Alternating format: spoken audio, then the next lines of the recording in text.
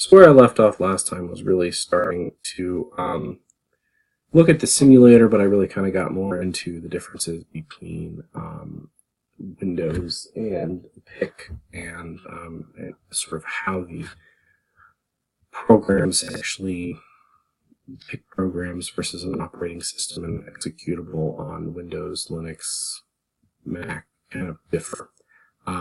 And also I kind of talked a little bit about this delay loop right here where, you would never want to do this on an Intel AMD CPU for Linux, Mac, Windows, or for Android, iPhone. You would never want to do this because of the amount of power it would consume and also the fact that it really locks up your thread. So not as big of a concern for a PIC because it is only doing specifically the things we tell it to do. There's not multi-threading, so there's not anything else that's going to be executing like a mouse cursor moving around or a system clock updating or instant messenger running of some sort. So basically it doesn't really matter if you lock up the processor. So again, not a great thing for battery usage, supposing that whatever you are embedding this chip in is using a battery. You wouldn't want to do this. There's a lot of other functions that would be better suited for that, but this function does work. So we are going to just use this for now as a delay. So last time I also had a bunch of configuration up here, which my computer, for some odd reason, just restarted itself and basically crashed and rebooted. No idea why. It doesn't really do that often, but it did it, and I lost all my headers. So I could go back and look at the last video and type them back in, but instead of doing that, I wanted to figure out actually what they mean and what they should be set to and what we really need to have set in order for this processor to work and for us to be able to program our board. So let's actually get into the program first. So like I said, we've got this generic header up here which really selects the chip based on whatever chip that is set in your configuration, so it reads that and then includes the appropriate header. Int main is going to be your default start for a C program, and when your compiler runs, it's actually going to put the assembly/hex program for this in the correct place, so that this is the first instructions that execute. So let's kind of go through this and look at what exactly this does. So first thing I want to go over is this tris register. So this is actually tris, T-R-I-S, and then E. So what this does is tris is a function that we call it SPR, special, or SFR, special function register. So what it is it allows you to save values into this, and then that affects the way that the chip operates. So what tris does is it is for I/O, and it determines whether certain pins are inputs or outputs. So in order to figure this out, though, we need to figure out, because what we're doing is we're actually setting this entire register all at once. So if we hold down Control and click, yes, we want to open this large file, we'll see that for this specific chip that we have, the PIC32MZ 2048EF M100, that we have 0 through 9, so 10 tris registers. So we need to have 10 values set. So we're setting 10 pins all at once through one command. So there are ways that you can do specific bits. Like you can do tris, I believe, bits, and then do like tris E0 or something like that. I don't know if that would actually compile and work correctly, and then basically you would just have a 0 or a 1 here. I'm not, like I said, I'm not sure that this is actually 100% functional. I can actually try and execute it and see if it'll compile. But it's something like that. It's something like tris and then the register and then bits. Let's move the window down.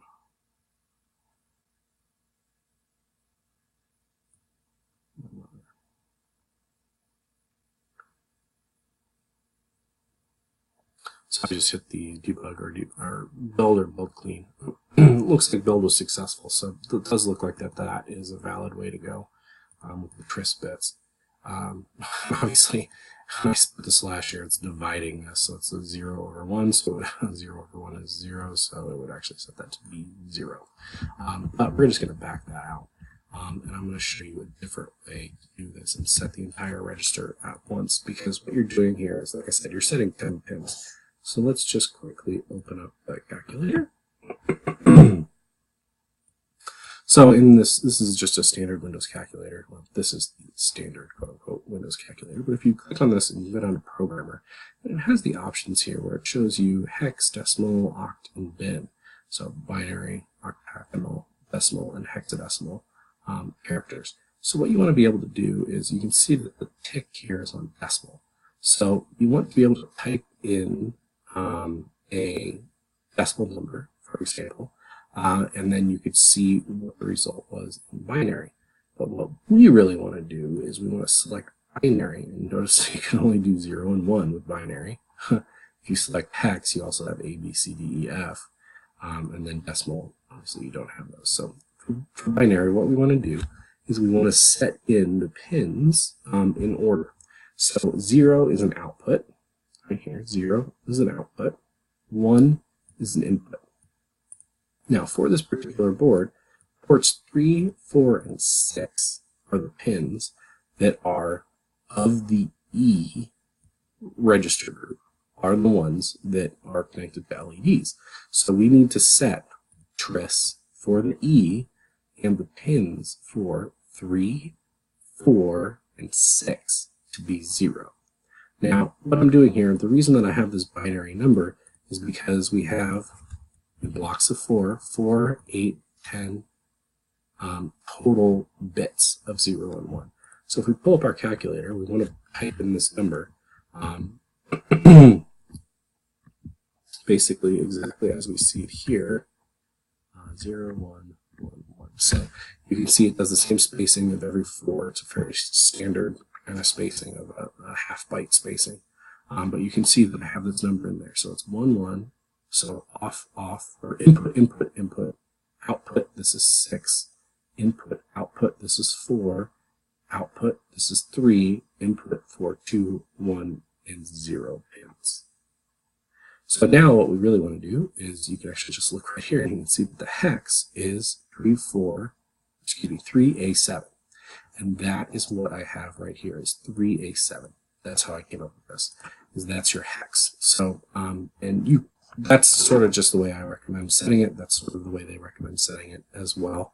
You'll see this in a lot of cases. So if you ever need to go the other way, you can always just click on hex and then click on clear and say, well, I wonder what 3A7 is. So 3A7, and it will pull up the exact same binary. So in binary, leading zeros don't matter because it's going to assume that all zeros are leading, just like if you put in, in decimal, the number 10, it's, assuming that every other number over here is also a 0. So 0, 0, 0, 0, 10. So 10, that's the most significant, essentially, digit that you have there for representations to see. So that's just sort of an easy way to do that.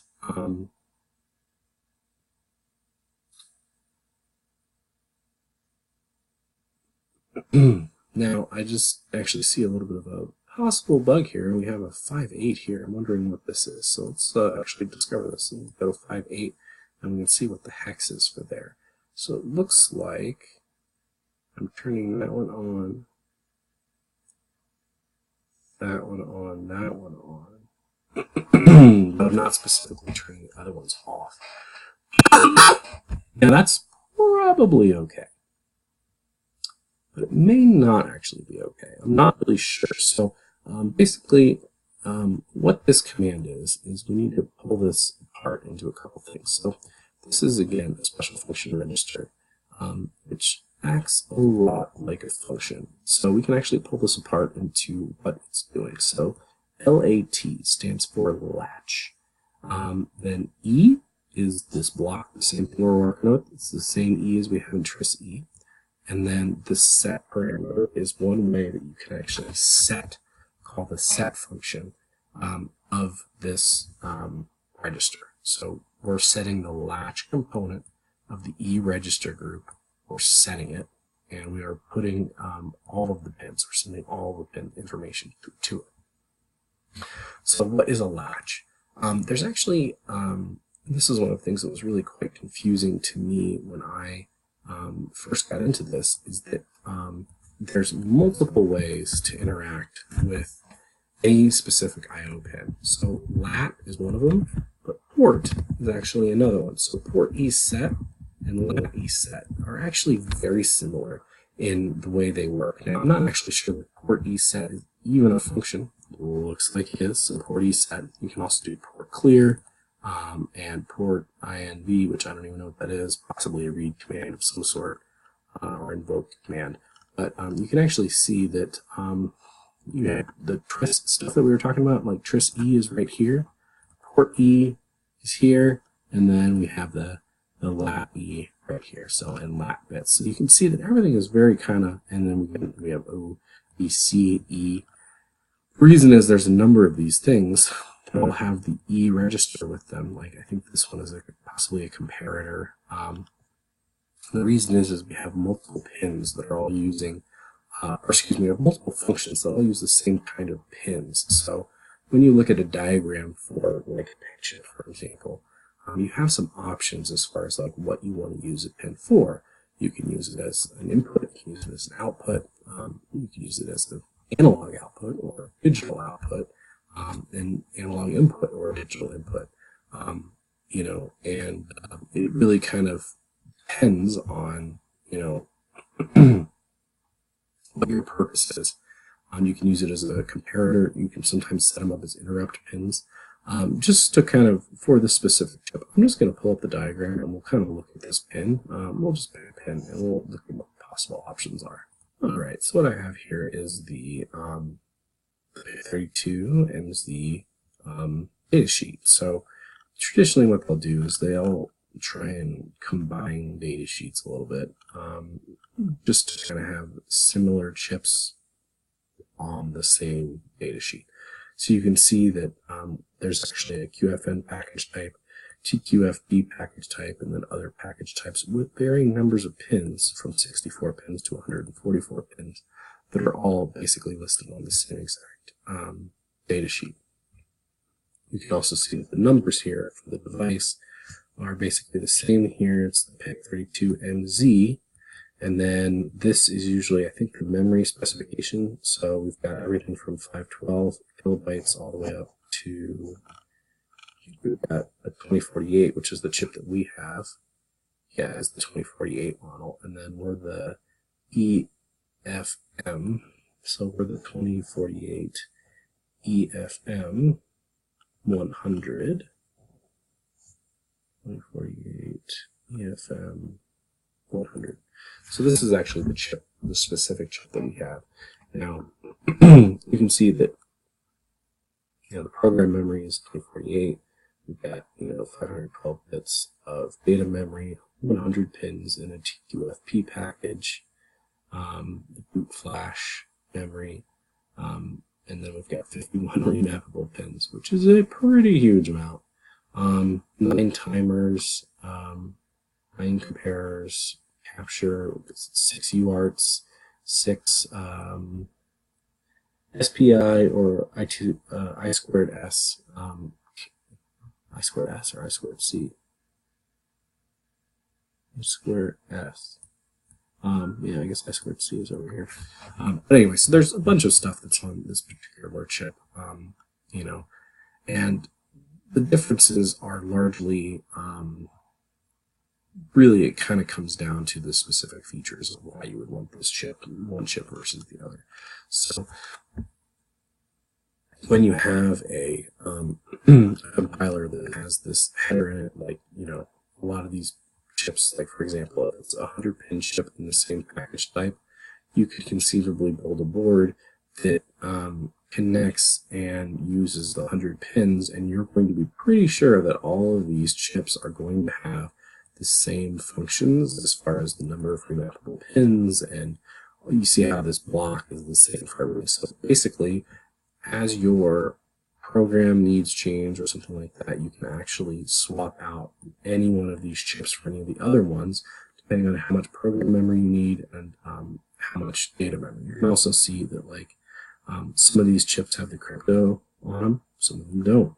You know, some of them have different numbers of analog to digital capability. You know, maybe you need it, maybe you don't. But you can see that the vast majority of properties on the chip is actually going to be the same.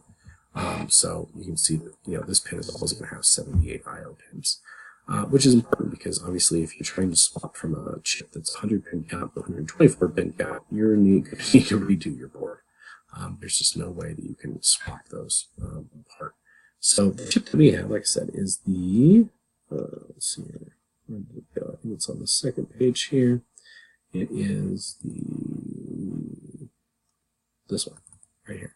So you can see it's a fair amount of program memory, a fair amount of data memory. It is a 100-pin chip. And like I said, we have a tremendous number of the I/O pins, 78 I/O pins. So really this 78 I/O pins, that's where we kind of come into this TRIS setting of TRIS E. So TRIS E is bank E. So there is the banks that you would expect. So for example, TRIS A is bank 1 or bank A. Like that is a totally acceptable bank of pins. You have A, B, C, D, E banks, and basically it's just separated out because you have so many I/O pins.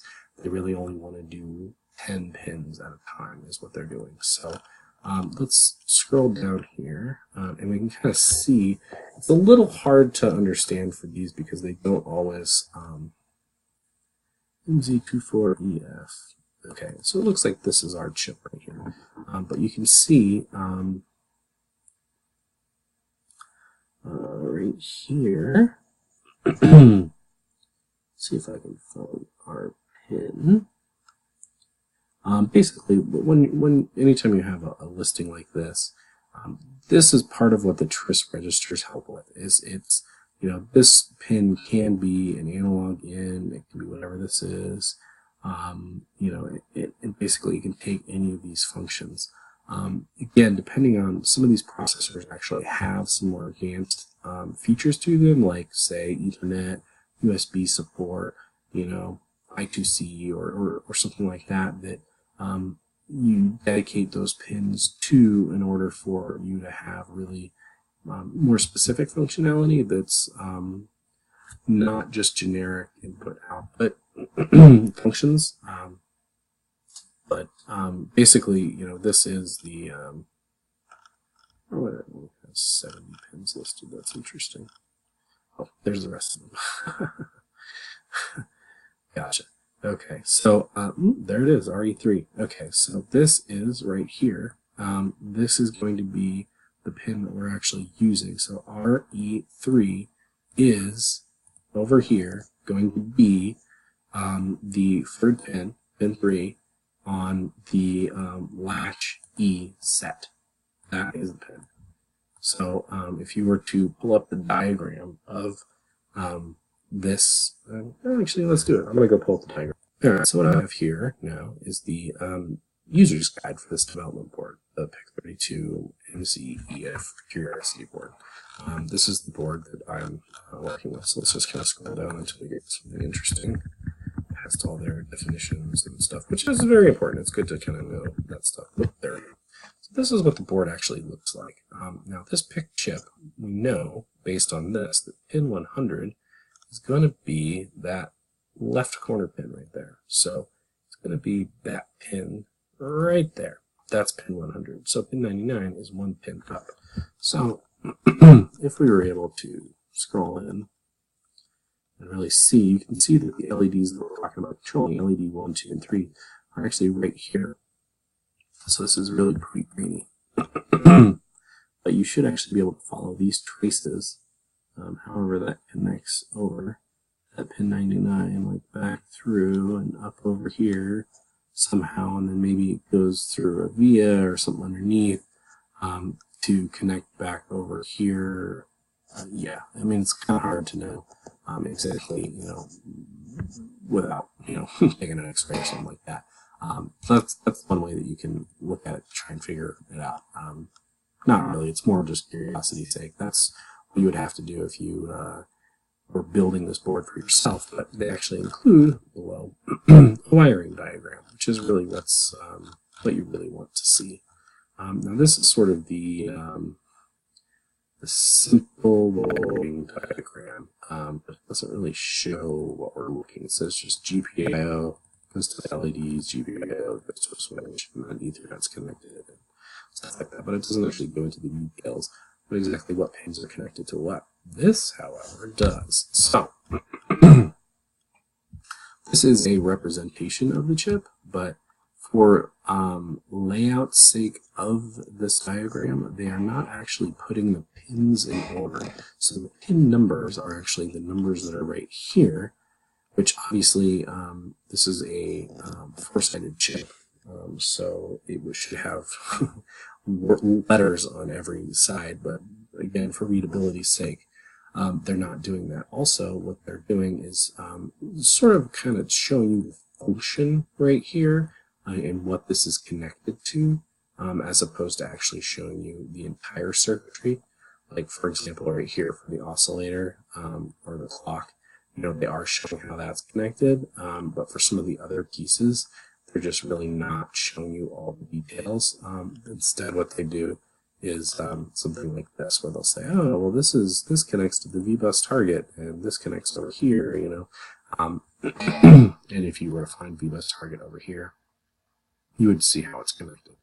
Now, the pin that we're looking for is, again, pin 99, and I happened to find it. It was right here. So you can see that it is RE3, and it is pin 99, and pin 99 is connected to LED1/RE3. You can also see that pin 100 is connected to RE4 LED2.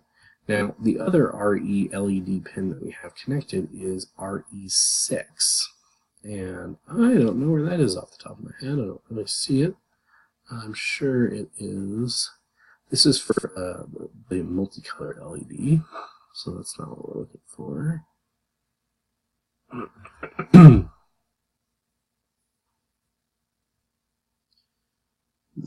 actually don't. Oh, there it is. Right there. So it's LED 3. I was just barely off, and it's actually looks like it's on pin. What is that? Pin 4.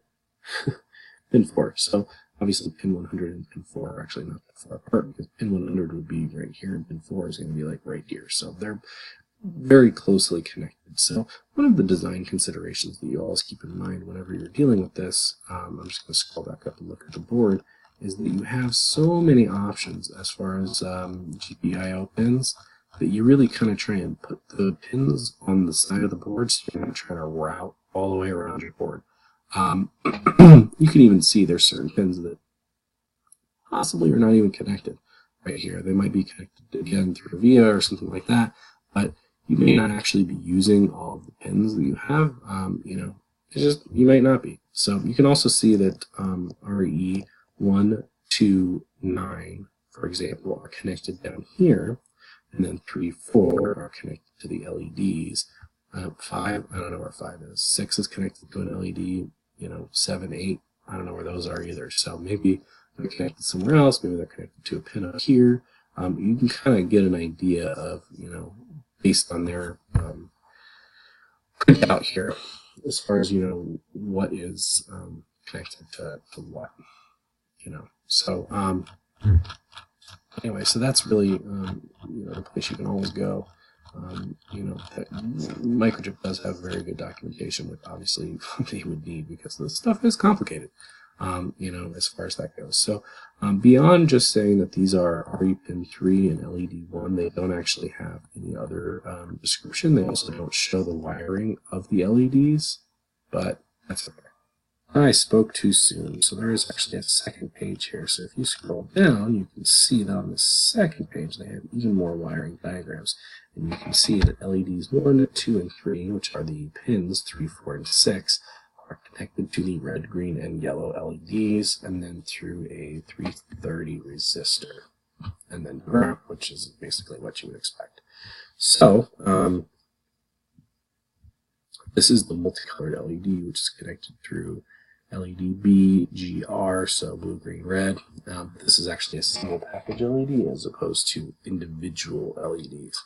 It also kind of shows you some breakouts for stuff like the master clear switch, switch 1, and things like that. So you can see here that we just have a switch that's resisted and it's pulled high, and then when you click the switch it grounds.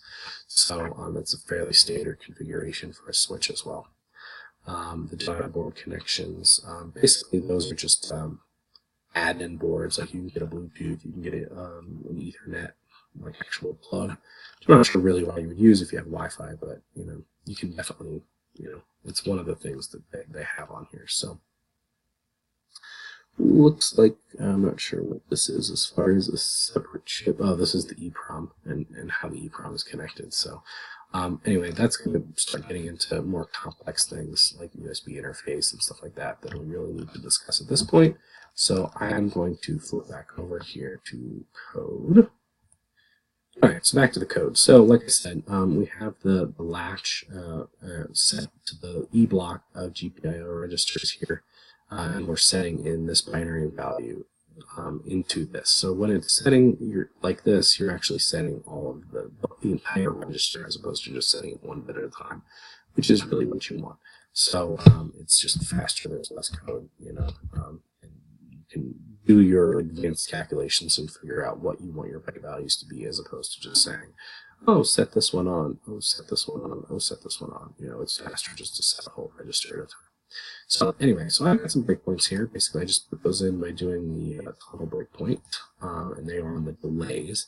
So the reason I'm doing that is I'm setting up, actually I'm going to comment this out, the set tris A. So what this should do is it should set the tris E and set those pins that we want to output, and then it should set them to high, so set them to a 1 state. So this for digital I/O, it's setting it to 1, which means that 3.3 volts will be delivered through that pin, and then we are going to set the delay. So the delay is where we're going to catch our breakpoint. So let's go ahead and I'm just going to confirm that we are set up here on the simulator, which we are, and we're on version 1.44, which is fine. And now let's go ahead and click here to debug. Remember from all the windows to be down there, so I can see what's going on, and put that there. And I'm actually going to close this header file. Alright, so after a few moments of me cleaning up my files that I had open, you can see that the debugger console says launching and initialize the simulator. The user program is running, then it stopped, and then it hit a breakpoint at line 40 and stopped. So the simulator, you can see simulator running, breakpoint hit, stopped. Now, one of the things that I've added in here, I'm just going to go ahead and close this, just so I can open it again, is a watch window. And that's something that if you've programmed in other languages or for desktops or cell phones, you're going to be very familiar with. So if you go over here to debug, and select a new watch. So these are the global symbols, basically, that it's saying. These are really functions that we've created. So the min function, the delay function, and the large delay function. And you can set those as watches. That's not what we want. What we want over here is the SFRs, the special function registers. And this chip has a ton of them. So every one of these registers can be set or read from and does something in particular individually. So you can see that there are probably thousands of registers in here. Every one of these is hard-coded in the silicon to do something specific. So the two that we're going to be interested in, I'm just going to put in here, L, is the latch register. So you can see we have LAT A, B, C, D, E, F, G. So what is that? 8, 7, looks like 7 different groups of GPIO, so general purpose input output register blocks. Just so happens the latch E is the one that we're looking at because the LEDs are connected to the E pins. If they were connected to the A group pins, different pins, just based on how the chip was designed, then we would be looking at, say, latch A. But we're going to do E. The other thing is, if you hold down Control here, you can select multiples. So the other thing I want to show you is I want to show you the port registers. And then I'm going to talk a little bit about, so notice we have port A, B, C through G, so those match the lat ones as well. So I'm just going to import both of those as variables. It looks like I already had imported them, so now I have them twice. So I'm just going to quickly delete the duplicates. We're going to talk just for a second about what a latch is versus what a port is. So, a latch is a logic structure that's essentially using a certain number of transistors. I'm just going to pull a diagram. All right, handy Wikipedia says the latch is also known as a flip-flop.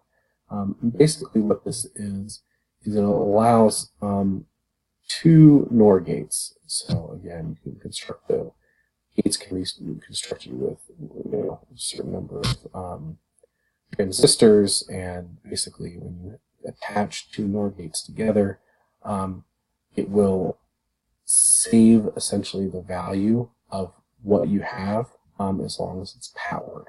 So what this, to sort of describe this, the best example I actually have comes from the TV industry. When you're watching TV, an LCD TV, it is actually on standard consumer LCD TV. Those LEDs are actually flashing on and off very rapidly. And it's so rapid that your eye can't actually tell that they're turning on and off quickly. However, one of the things that can see that flashing on and off is a video camera. So that's when you end up with like the lines that move like up the screen. You'll see those on certain things where it's like, oh, what's wrong with their monitor? It looks like, you know, their screen is like messed up. It's scrolling up. That happens from non-latched LEDs. So what basically happens in a standard LED TV is that it says, okay, for this specific pixel, make it this color, and then it flashes on, and then they go to the next one for the next frame, essentially, or for the next refresh, or whatever that is. So it could be that it's refreshing at, say, 120 times a second. So, 120 hertz. And so 120 times a second, it says, okay, turn the screen green, green, green, green, green, green, green, green, green. Now, that works fine for people because we don't notice that there's a time when it actually gets slightly brighter and slightly dimmer. Our eyes sort of take the average of the brightness of that, so we don't really see that it's dimming and then brightening and then dimming and then brightening.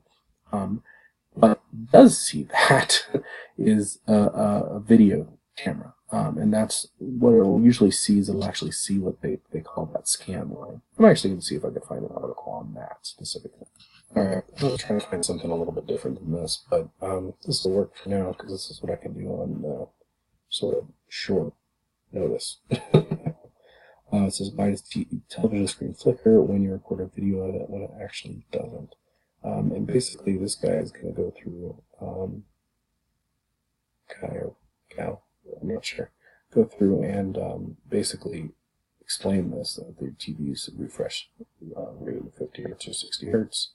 Some of them are now up to 125, but you see that the cameras operate differently and they have a different frame rate that doesn't match the screen refresh frame rate. So essentially what happens is, as that frame rate changes, you'll see a that flicker when they just don't line up quite correctly. And that's sort of basically the definition. Alright, so going back to this, why does this matter for us? The reason is because these 32s, or actually really any PIC, is running extremely fast, way faster than 50 hertz. So you're talking, so yes, as I was saying, these microcontrollers are running, even the slowest ones are running way, way faster than 50 hertz, more like 50 megahertz possibly in some cases. It's as fast as they're running, up to 400 megahertz for some of the larger 32 chips. So basically, if you weren't using a latch, conceivably, your LED would be on for such a brief amount of time, depending on what your delay looked like, that it wouldn't actually stay lit. So what you're doing is essentially with this other register here with the port, is you're actually sending a digital bit. So 1 bit is what you're sending. Now, that bit doesn't last for very long, essentially. It's really more for reading, especially when you're talking digital. So if you just sent it for the briefest of, millisecond or smaller, it just is not going to be acceptable to you. So that's where a latch comes in. So a latch, what that does is it will set the state and then it keeps the state, what that is. So when you set the bit, or when you set the port, you're actually just exporting a bit, versus when you set a latch, you're actually sort of setting it and then keeping it at that specifically. And that could be why this part of this program isn't working correctly, is that I'm setting the latch and then setting it again. It could be that what I'm actually supposed to be doing is setting the latch and then clearing the latch. So you can see here that there is this latch clear function, which it's kind of hard for me to read these. I'm not exactly sure what I'm looking at as far as, what it actually takes as a parameter. If maybe it's just latch clear, I'm not really sure. So we can actually try and compile that and figure out what the, see if that works. I know this is sort of the stabbing in the dark method of programming, but unfortunately some of the documentation and examples and stuff like that I find a little difficult to really kind of get into and figure out how all this stuff is really working. So stabbing in the dark kind of seems to be one of the ways to make progress. It's slow, obviously, but I think that that's not a bad guess, especially considering one of the posts that was on a forum, on the Microchip forum actually, suggested that I use the set clear. So I don't specifically know how to use clear, but maybe this is how you're supposed to use it. So I'm going to, I know we said we were going to start debugging, but I've spent quite a lot of time sort of describing the latch process and what latch is versus, what the ports are. So I think we're just going to stop here, and then I'm going to debug this in the next video.